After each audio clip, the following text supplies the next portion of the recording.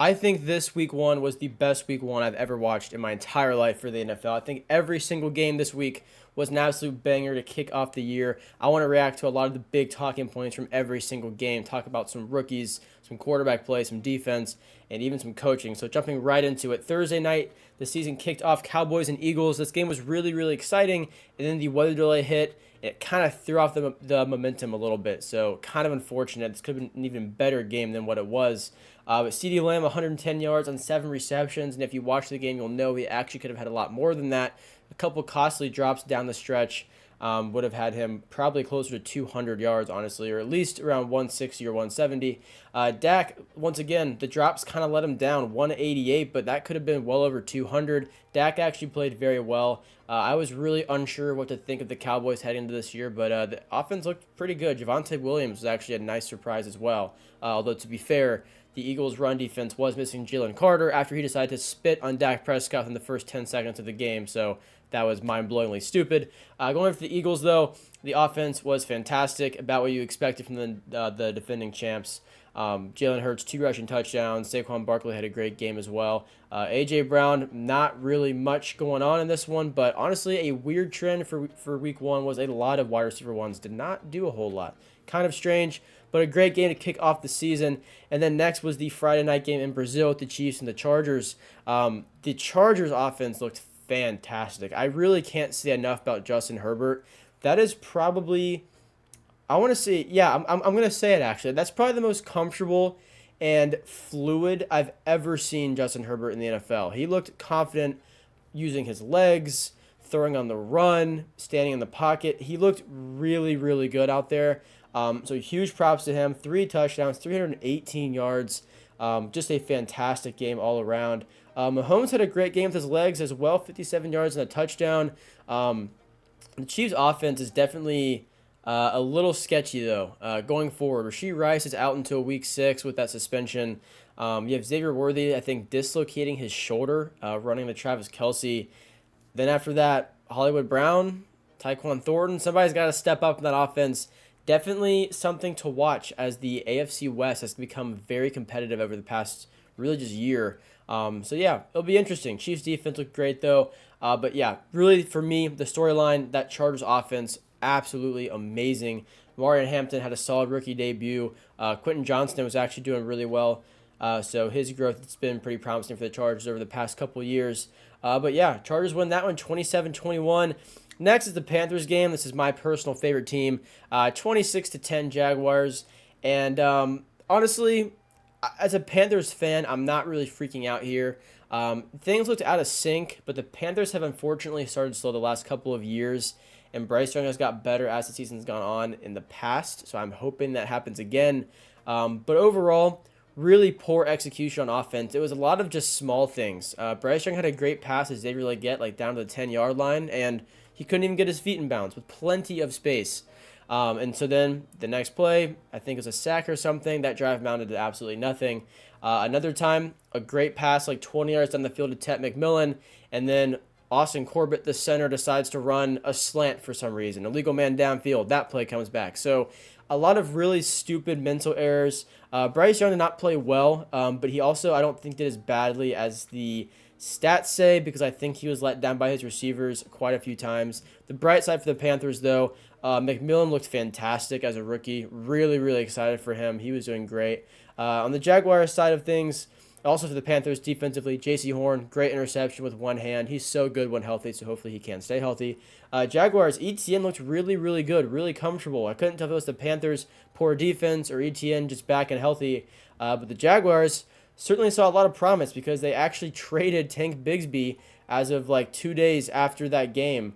Or even just, sorry, 1 day after the game. So, yeah, great for ETN. Lawrence looked solid. Once again, though, in this one, another weather delay. This is about like an hour long, I think an hour to hour and 20-minute long weather delay, which also certainly threw off the game a little bit. I believe that happened midway through the second quarter, and after that, only about, I think, 10, or wait, was that 13 points scored, maybe 20.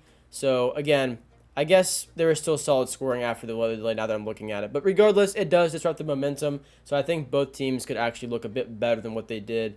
Regardless, though, Buccaneers and Falcons, this was a fantastic game. Michael Penix looked really good. Really, really excited about him, to be honest. I was assuming it was going to be a slower start to his career, but 27 for 32, 298 yards and a touchdown. He also had a rushing touchdown as well. Great game from him. Baker Mayfield, though, really turned it on. He looked great. Emeka Ibuka, the Buccaneers rookie wide receiver, he looked fantastic. Bijan Robinson did his thing. This was a really, really good division showdown, and I'd imagine the division comes down to these two teams. I'm excited to see them meet later on in the season. Not too many notes there, to be honest. Just really love what I saw from Emeka Ibuka, Baker Mayfield, Penix, and Robinson.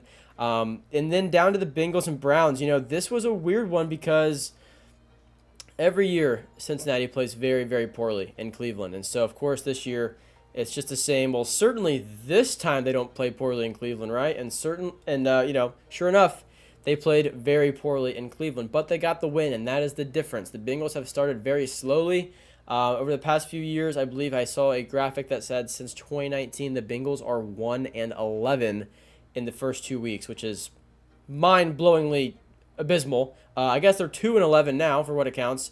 But yeah, so Bengals do get the win here with Jamar Chase and T. Higgins not being much of a factor at all. So that's kind of wild. I believe in the second half they had 7 total yards of offense and somehow won thanks to the Browns kicker forgetting how to play football. So it's an unfortunate loss for the Browns. You absolutely could have stole one there. Flacco, 290 yards, 1 touchdown. Again, the Browns I don't think are a very good team. I think the Bengals are much better than what they showed. Defensively, though, it's still a huge worry for the Bengals. I think they looked better than last year, but it's still not saying a whole lot. They'll be tested much more as the weeks go on here. They play the Jaguars next week. Browns, though, Myles Garrett did his thing. He had like 3 sacks in a row. Absolutely unbelievable. Worth every single penny of that huge contract he got. But yeah, Dolphins and Colts. This was really, really bad. There's no other way to really say it. 33-8, and the Dolphins did not score until garbage time. Tua looked absolutely terrible. To be fair to him, though, so did every single person on the Dolphins. But Tua, though, looked especially terrible. Daniel Jones, though, 22 of 29, 272 yards, 1 touchdown passing, 2 touchdowns rushing. Great game from him. Pittman, 80 yards and a touchdown. Taylor, 71 yards. He had a great game. I think everyone kind of assumed the Dolphins would be pretty bad. I actually picked them to upset, and obviously that did not age very well. I actually underestimated just how bad the Dolphins were going to be. And I think this game, though, this just marks the beginning of the end. I mean, there's going to be probably... I'd imagine Tua, if he does not get things together, he'll be benched at some point. I assume Mike McDaniel will be fired, maybe even Tyreek Hill traded. I think it's all about to go down in Miami there. But great game for the Colts, though. Big statement win. Raiders and Patriots, I was really excited for this game for a lot of different reasons for both teams. I wanted to see Drake May. I wanted to see Travion Henderson. I want to see Geno now in Vegas. I want to see Genty. I want to see Bowers. And it was a phenomenal game, to be honest. It was very competitive pretty much the whole way. But Geno Smith looked great. Brock Bowers was incredible. He did have a knee injury, though, toward the end of the game, so hopefully he's all good to be, active next week. But, yeah, I'm excited to see more of the Raiders, man. I thought their offense looked really good. Genty looked very solid. Geno looked comfortable. Jacoby Myers is still just one of the most underrated wide receivers in the entire NFL, in my opinion. On the Patriots side, defensively, they definitely struggled a bit, but in your secondary, you don't have Christian Gonzalez, which is obviously going to be felt not having him. That's a major defensive presence for you. So I wouldn't be too worried once you get him back and healthy. I think it'll be a bit better there. Kayshon Boutte, though, 103 yards. That's, I think, better than anyone thought he'd ever have in the NFL in a single game. He was a really good player at LSU at one point. Now, not so much. A big game from him. If he could step up, though, that'll really help out the Patriots offense. You got Diggs there. You got Douglas with a touchdown. But yeah, I'm excited to see more Travion Henderson and Drake May. Kind of hope the Patriots offense lets Drake May run the ball a bit more. I still feel like they're calling the games a bit too conservative. This guy was 3rd overall. Great size, great speed, great arm. Let him really take over the games a bit more. I feel like they're still kind of holding him back, and just let him go, I think, is probably going to be the best thing for that Patriots offense. But great game there. Cardinals and Saints, to be honest, this is the game I cared by far the least about.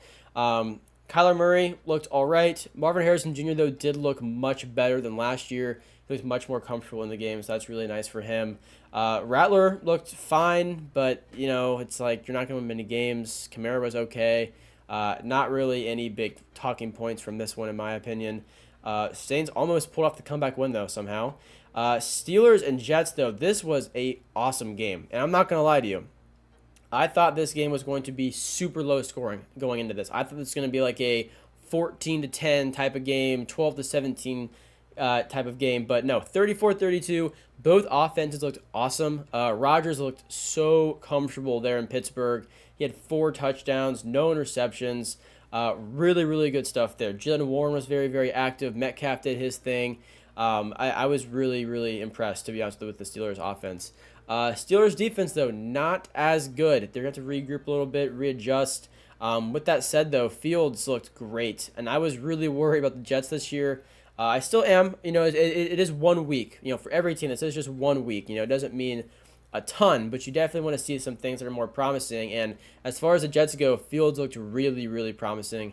It's a shame he had to lose that game because that was honestly like a career best for him as a passer. I think a lot of times you see him as an athlete more running the ball, making plays with his legs, but Justin Fields actually, as a passer, did a great job of actually reading the defense and adjusting and kind of making the defense have to commit to his legs. And then he kind of dished the ball out late, and they pick up like 15 yards off of it. He did it several times. It was a fantastic game from him. Breece Hall looked very healthy too, so that was good to see as well. He's been banged up on and off the past couple years. Garrett Wilson, great game too. But overall, yeah, Jets Steelers, really, really good game. Commanders Giants, really not a good game. The Commanders offense was solid. Debo actually did a lot better than I thought he would do. So for what it's worth, there's that. He did most of the heavy lifting in the receiving game since my fantasy team thanks Terry McLaurin for taking the week off. That was awesome. But Daniels, 233 and a touchdown. JCM had a great game as well with 82 yards and a touchdown. So all of the diehard fantasy managers there are probably happy if you took a chance on him. But overall, for the Giants, just put Dart in. No disrespect to Russ, but it's over, okay? Fantastic career, but it's over. And if you're the Giants, you want a long-term answer at quarterback. You're very confident in Dart taking him as high as you did, and he looked very good in preseason. You're in a very competitive division with the Commanders and the Eagles and the Cowboys.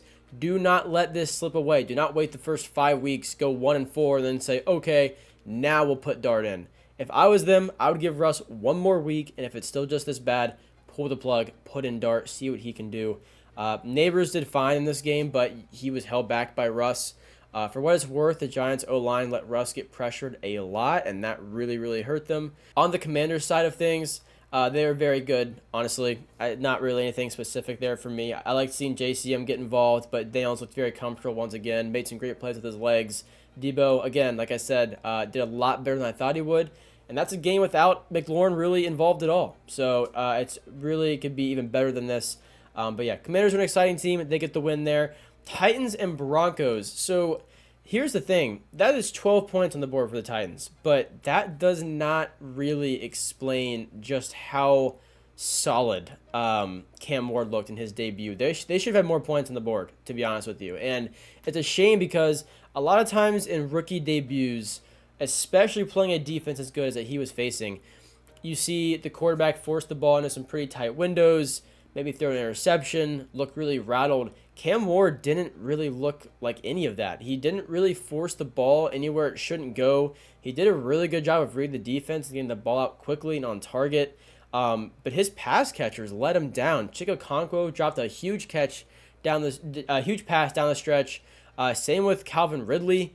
It's really unfortunate because Cam Ward's stat line could have been way better than what it was. But those of you that watched that game will know just how solid he looked. And that is a pro debut against one of the best defenses in the league on the road.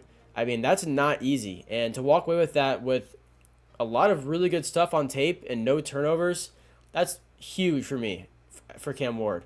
For Denver, though, Bo Nix looked all right. Not really anything too impressive, in my opinion. I thought he would have had a better showing against the Titans.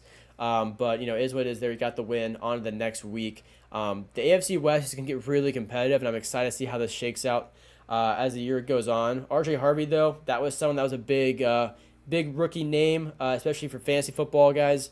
But yeah, 70 yards from him, and I think he only gets more involved from there, to be honest with you. So yeah, great game from Denver, getting the win. I think it could have been better.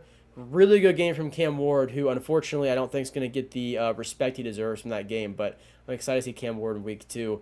Down to the 49ers and Seahawks. This game was kind of lackluster in my opinion. I think the bright spots here were Ricky Pearsall and Jackson Smith and Jigba. I was really excited to see both of those guys. Ricky Pearsall, in my opinion, was really good at the end of last year and didn't get a lot of attention for it. And he looked really solid yesterday, but the 49ers just cannot stay healthy. Brock Purdy walks away from this game with 277 yards, 2 touchdowns, but a toe injury and a shoulder injury, and he is now questionable for week 2. You have Juwan Jennings, he's questionable for week 2, and Kittle's on IR already after 1 week. I don't know what it is with this team, but they just cannot stay healthy. So, yeah, really brutal from the 49ers. Yes, you get the win, but in my opinion, it's one of those things where it's like you won, but at what cost? As for the Seahawks, Jackson Smith and Jigba looked great. 9 receptions for 124 yards. And he was making plays after the catch as well. Darnold, a lot of his yards came from Jackson Smith and Jigba. I wasn't blown away by Darnold, but I also was not as... I wasn't expecting him to be as comfortable as he looked at times. It still wasn't a fantastic game, but I did think he'd look a bit worse. So Seahawks there, I don't think you're really, down the dumps yet. I think there's still a lot of progress that can be made this season. But yeah, down to Lions and Packers. This was rough. This was a really rough game for the Lions. I'm going to be honest. You lose both coordinators, and obviously there's no way for that presence not to be felt. I've kind of said that all offseason. I felt like the Lions, it was going to be very noticeable when you lose 2 coordinators, especially 2 that are as good as Ben Johnson and Aaron Glenn. I think it was felt a bit more, though. The Lions looked very dysfunctional on offense. At times, it was almost like the play was just either it went nowhere and it left Goff having to just dump down to Jahmyr Gibbs, or Goff missed somebody. But to me, it just looked just dysfunctional more than anything else. I don't even really know whose fault it was, but there weren't really any of those big splash Lions plays that we've grown to become accustomed to thanks to Ben Johnson, and that was a huge issue. The Packers, though, came out firing. They were really good on offense. Love what I saw from Jordan Love. Matthew Golden, in his rookie debut, fairly quiet. I think he had 2 catches for 16 yards, so nothing too crazy there, but still very solid offensively. Josh Jacobs, 66 yards and a touchdown there as well.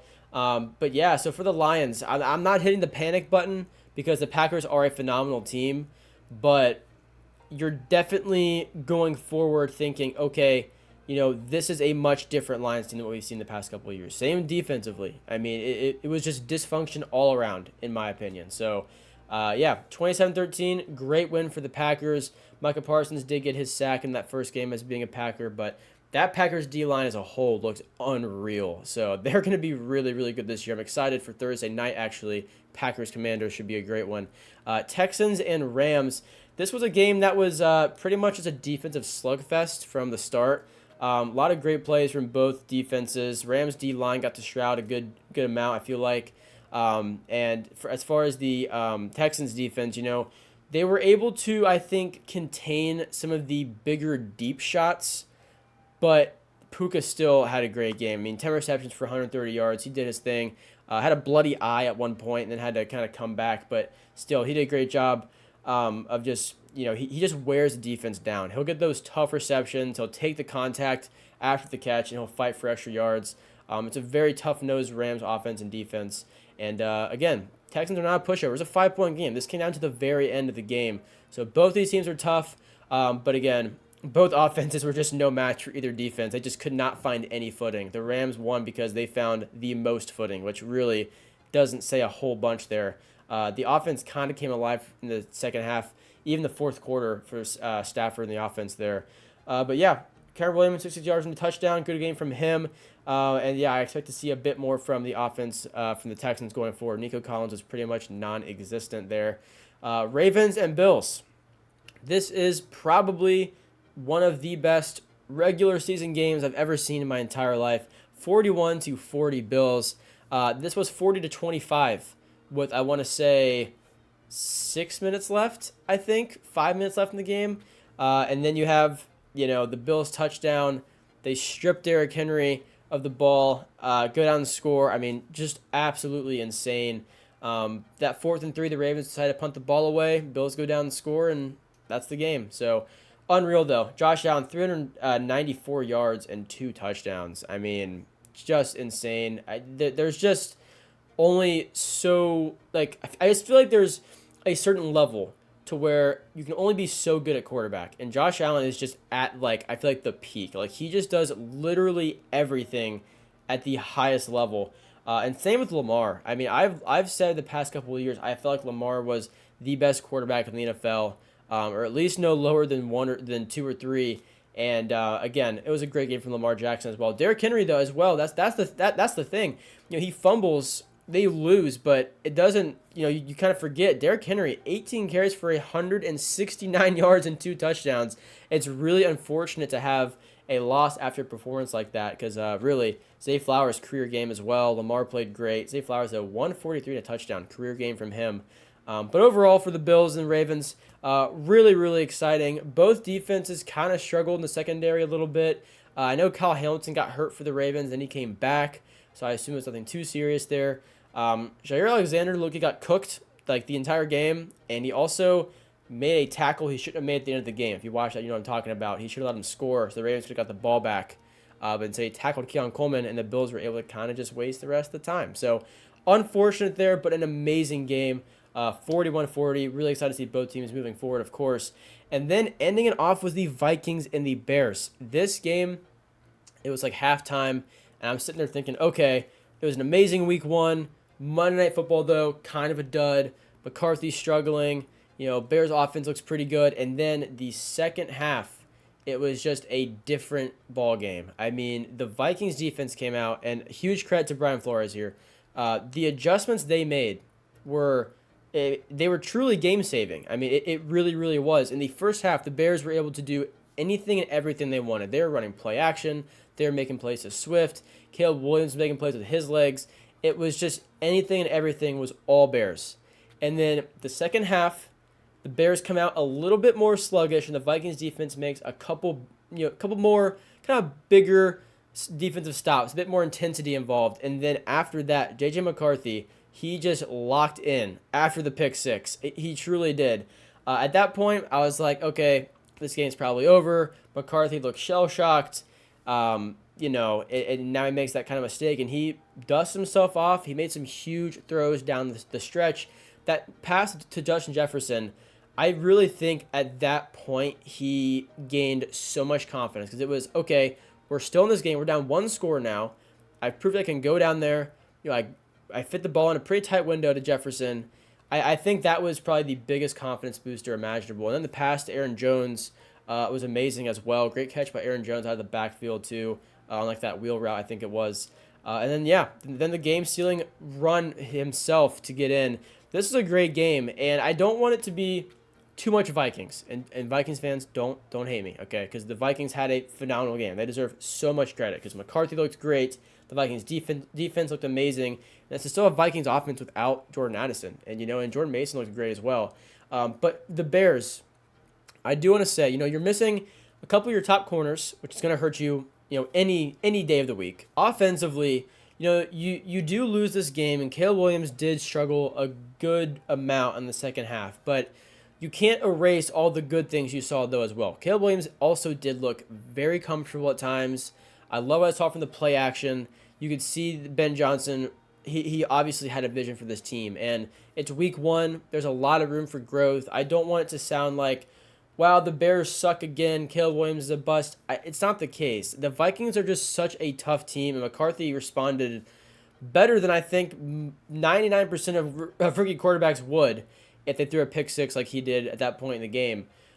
So yeah, I mean, obviously it definitely falls on the Bears, because it was a tough loss, but this was a Vikings win, in my opinion. This was a huge win for them. The defensive adjustments were amazing. McCarthy stepped up out of nowhere, just finding the open guys. Jefferson, obviously, one of the best in the league.